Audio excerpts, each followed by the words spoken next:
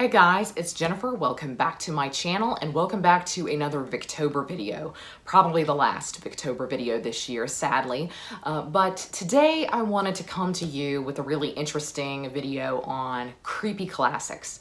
So I wanted to do a couple of Halloween videos this year because I really love Halloween. The interesting thing is that a lot of those things that we associate with Halloween had their birth in the Victorian era or around there. I'm thinking mainly of the old Universal lineup, so Frankenstein, Dracula, The Mummy, The Wolfman, or films like The League of Extraordinary Gentlemen or Van Helsing with Hugh Jackman that really blended a lot of these stories and brought a whole bunch of characters together that would never have interacted at the time, but I really love that. I think that's really cheeky. Penny Dreadful is a show that did this really well, and so I decided that I wanted to discuss 4 of the books that I've read today that had characters that have gone on to be really big in the Halloween scene or big in these kind of monster crossovers. So the first of these that I wanted to talk about is not a Victorian classic, but I don't think we can discuss creepy classics without this. This is the biggest monster, in my opinion, that we talk about at Halloween. He's big in decorations. He's very recognizable. You know exactly who I'm talking about, and that's Frankenstein. So Frankenstein was published earlier than the Victorian era. It was first published in 1818 and got a re-release, a new edition that changed a whole bunch of things in 1831. And it was written by Mary Shelley, who was a teenage girl at the time that she came up with this idea. Now, the interesting thing about Frankenstein is, I think we all go into this book assuming we know what the story will be. There's a big thing now with kind of saying, now Frankenstein's not the monster, that's the doctor. And so I think most people know it's not going to be the classic film anyway, but I think we also don't really know what to expect, or I didn't anyway. I knew it wouldn't be the iconic portrayal of Frankenstein as a monster. I knew he probably wouldn't even look like that. We have such a stylized view, an iconic view of who Frankenstein is. And yet I was constantly shocked by this. I didn't really know what to expect. I knew what it wouldn't be, but I wasn't quite sure what it would be, if that makes any sense. And so Frankenstein is an utter delight to read because you have absolutely no idea what is going to happen. And the interesting thing about it is, in my opinion, Frankenstein is a far more intellectual and philosophical novel than it is a creature feature. When we think of the old Universal film, Frankenstein, we think of Frankenstein as a monster who really, he's not thinking about much but what he wants, and it's kind of violent. The creature in the novel is a genuinely intelligent human creature. You can tell very much that you were meant to sympathize with him as the reader. And when he goes bad, when he actually does do things that are violent and horrible, you sympathize with him and you say, you know what, if I was in your position, I would probably have reached my breaking point as well. And that makes this such a fantastic read. Of all of the books that I'm going to discuss here today, Frankenstein is my favorite. Frankenstein is one of my favorite classics of all time. And it's because of the creature. The book is told in a very interesting way. It's got some mixed media formatting, so it's got some letters in it, which I think really adds to the creepy factor here. The setting is really wonderful and atmospheric and a little bit gothic. And I think it's so sad what a disservice has been done to the story of Frankenstein over the years, even though I love Green Frankenstein. I love him. I have a lot of Frankenstein decorations because he is so cute to me. But that is not at all what this book wants you to think about the creature. And so I think it's interesting that that's really how popular culture went. And it went this way in Mary Shelley's own lifetime. Interestingly, Frankenstein is a dual case in terms of publication. It was both a hit and also a failure. There were a lot of people who loved Frankenstein and a lot of people who hated Frankenstein, and they both loved and hated it for the wrong reasons, according to Mary Shelley. She always felt like people didn't understand this book. And I completely agree with her, because what people latched onto was the horror element and the fear and the creature. And so in her own lifetime, Frankenstein was adapted into a stage play. But the interesting thing is, at the time, stage plays did not have to be married to the source material. They could do whatever they wanted to. They could basically take the characters, keep their names, and then create their own story with it, which is essentially what happened in the case of Frankenstein. And so our conception of Frankenstein was technically birthed in her own lifetime by those playwrights. And so you always see, when you see Frankenstein, you see the mad scientist, and you see, I think Igor maybe is his name, is a little helper who goes around helping him. That doesn't exist in the book, but it came about in those early stage plays. And so Mary Shelley lamented that in her own lifetime. Frankenstein is the most shocking to read of all of these on this list, in my opinion, because it is the one that has been butchered the most. It is the one that modern day, and even at the time apparently, adaptations have strayed the farthest away from.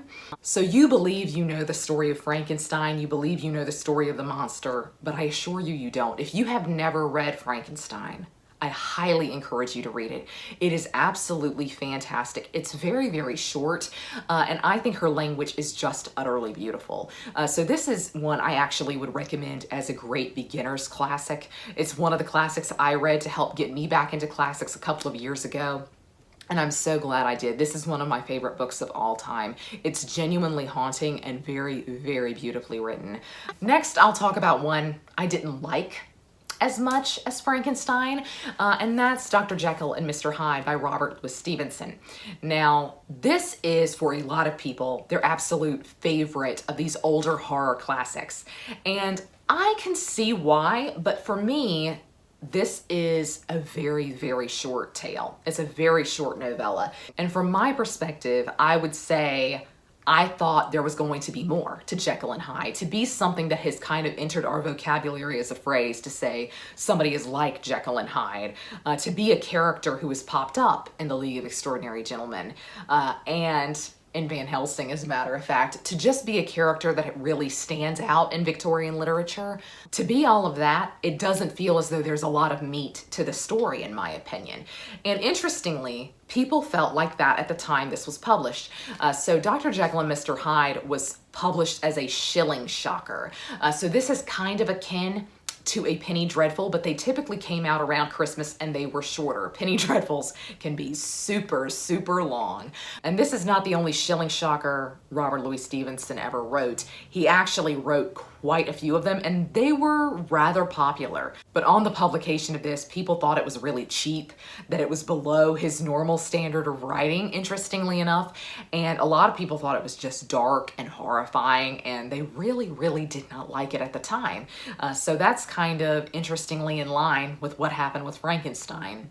And akin to Frankenstein, I think we believe we know what the story of Jekyll and Hyde is, and we do. So there's a lot of trying to figure out what's happening. There's a separation between Jekyll and Hyde, and a person doesn't recognize, at all that they're the same person, which of course was really shocking at the time. But for most of us, I imagine, and this is definitely the case for me, I knew the character of Jekyll and Hyde, the characters of Jekyll and Hyde, before I walked into this. And so what would have been shocking to an audience of the time is a little bit slow to the modern reader, in my opinion. That's kind of the way it felt to me, is that I know what's happening, get there. And so for a short book that felt like it didn't have enough meat to it, it also felt as if it moved a little bit slowly. So this is an interesting read that I definitely need to revisit. I read this for an Edwardian and Victorian horror class that I took while I was an undergrad, and it seems as though my opinion is the outlier. Everyone in that class loved it but me, and most of the time when I talk to people about it, they seem to have really loved it. So I definitely need to return to this with fresh eyes, and hopefully I can enjoy it a whole lot more than I did when I first read it. But it's really hard to sell me on a short book. It is very hard to sell me on a novella. And I just think maybe in general, that's a format that doesn't work for me. And that's probably why I really struggled with this. But it is very short, and it's definitely one that you could read probably right now, right before Halloween, and get in the real spirit of it. Next, I wanted to talk about another of my favorites, which is The Picture of Dorian Gray by Oscar Wilde. This is so interesting to me, is that I think there's a real through line with all of these, in that the character from the book has really outshined its source material, has moved on to do other things in popular culture. You definitely see that with Dorian Gray. I mean, Dorian Gray has popped up in recent years in multiple different places. I believe he was on the new Sabrina the Teenage Witch show in the past year. I'm thinking, how was Dorian Gray on Sabrina the Teenage Witch? Dorian Gray is a character that has really moved past the source material, akin to Frankenstein's monster and Dr. Jekyll and Mr. Hyde. And so interestingly, what works about Frankenstein is that you think you know who the monster is, but you definitely don't. The monster is far more eloquent and intelligent than he's ever been portrayed in popular culture. And so reading Frankenstein is a joy and a delight because that's a shock to you. With Dorian Gray, you feel like you know him as a character, and you absolutely do. Most of these adaptations do a fairly good job of adapting Dorian Gray as a character.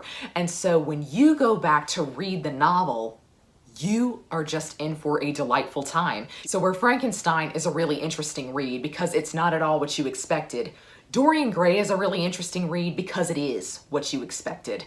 We're not nearly as familiar with the other characters in the narrative of Dorian Gray as we are with Dorian himself, because he has definitely moved on. He is somebody who is just very much in popular culture. And so it's a fun read to go through the novel and see his interactions with other characters and just see Oscar Wilde's typical real humor. Dorian Gray is a very beautifully, beautifully written book. And it's also another favorite of mine, but I constantly forget about it because I don't own a physical copy. So I'm definitely gonna have to indulge one of these days and get a really beautiful physical copy of it. But you should definitely try Dorian Gray. It's also very short. And so I think it's one that you can read and really enjoy for a wide variety of reasons. If you're somebody who, like me, really enjoys a writing style, I think you will really, really enjoy it because Oscar Wilde does some really interesting things with language. You probably know a lot about Dorian Gray as a character. And so it's fun to walk into the book about him and you know who he is, you know all about the picture that ages instead of him. And so you can just sit back and have a really enjoyable time. And the themes that are explored are so very interesting. And you're never quite sure if Oscar Wilde is exploring them in a cheeky way or if he's being very, very serious about things. And so that's what makes Dorian Gray a really interesting read. It's a text that I can imagine people can spend years and years and years diving into and probably write their doctoral thesis on. So this is another favorite horror book of mine. To me, Dorian Gray is not as scary as Frankenstein or Dr. Jekyll and Mr. Hyde. There are some real moments of horror in both of those that kind of show up here, but not in the same way. So if you're somebody who's a little bit squeamish and you don't typically like horror, even in a classic setting, Dorian Gray is probably a good place for you to start. Last but not least, I will discuss what is probably the most famous book on this list and is one that I also have really struggled with in the past, and that's Dracula by Bram Stoker. So this is the iconic vampire novel, and on the surface of it, you would think this book is everything that I love. Vampires, a lot of talk about history. It's an epistolary novel. It's written in letters and diary format, which I absolutely love. But something about Dracula really, really irks me, and I just can't get past it. One of the things about it I can pinpoint, and is that I just don't think Bram Stoker can write women. Normally, I try to give classics a little bit of slack where that's concerned because I try to recognize that they were written at a different time when things were so-called acceptable. But I know there were earlier Victorian writers who could really write women well. And so I know that Bram Stoker could have done it if he wanted to, so I'm not gonna cut him any slack. I just don't think he can write women. I think the female characters here are extremely lacking. But another thing that I struggle with and that I think makes Dracula a hard sell for a modern audience is that Dracula himself, above all of the rest of these on this list, is the most famous character. Dracula has gone on to be in so many other things. It's a really interesting thing because Dracula has moved so far beyond this book. So a lot of this book is built around suspense. So that Dracula as a character is not in a large part of the book, but his presence is definitely felt throughout the novel. And so the interesting thing is, from a modern perspective, we go back into it with all of these modern connotations of Dracula. So parts of the book are absolutely hilarious. So for instance, one of the characters gets a letter from Count Dracula. To us, it's just like a little bit humorous, and he doesn't think anything of it. And so things that were probably very horrifying to the initial audience come across to us as almost a little bit campy. And so the kind of build to what Dracula is, finding out who Dracula is, finding out what he's doing, it feels a little bit slow in a similar way to me as Dr. Jekyll and Mr. Hyde did. Now, I should probably also reread Dracula because I just feel like it's a book that I should love. And I can't figure out why I don't, other than a few elements such as the female characters, because in a weird way, the campiness of it seems like it would really fit my vibe, that I would really, really appreciate that. Because akin to Frankenstein, I think Frankenstein and Dracula are the most famous works that I've talked about today. The interesting thing about them is Frankenstein's monster and Dracula are the two biggest, probably, Halloween monsters that are in decorations. People dress up as Dracula and Frankenstein every year. And that is something, certainly, that the author of these books never would have intended, could never have foreseen. I don't think Mary Shelley, I definitely don't think Bram Stoker thought when they sat down to write this, I am writing a book that is going to redefine pop culture. And so the book you have to cut some slack on in that case to me. You have to say, okay, it's campy to me, but if I put myself in the mindset of somebody reading this for the first time when it was first published, the book's horrifying. It's actually really scary. I think something that Dracula does very well is that it creates dread in the reader. So I'm torn on Dracula. I feel like it should be a 5-star read for me, but it's really basically only a 3-star. It's okay. I definitely should revisit it again, but I've tried it so many times, and each time I think I'm going to like it more than I did last time, and I don't. So I think I just kind of need to accept that maybe Dracula is not for me, but we certainly owe Dracula a lot in the realm of vampire fiction. And this is another one that I think is a very easy read and a very good beginner's classic book. And I think one of the key things to do with Dracula to ensure that you have a really fun time, because it's certainly a fun ride for all of its faults, is to really put yourself in the mindset of what a first-time reader would have been. Set yourself back in time. Say, I really am not familiar with vampires. You know, vampires are not on TV. There is no TV. And so I'm trying to figure out what Dracula is. And that lends it a little bit of horror that I think is very hard for us in the modern day to understand that the book had. I love classic horror, and I really love these old monsters and these old characters, and I love things that blend them together, like The League of Extraordinary Gentlemen or Penny Dreadful. I just have a whole lot of fun with that. So it's always interesting to me to revisit the source material for a lot of these creatures that are now so big in pop culture. Frankenstein, Dracula, Jekyll and Hyde, Dorian Gray. I think they all have really moved on from these books to become characters that we are just really familiar with in pop culture. So I really think your reading of the source material for these creatures and monsters and characters that we associate with Halloween, it can go one of two ways. It can be either a really fun, delightful experience because it is what you expected it to be, or because it surprised you, because it's not at all what you thought it was going to wind up being.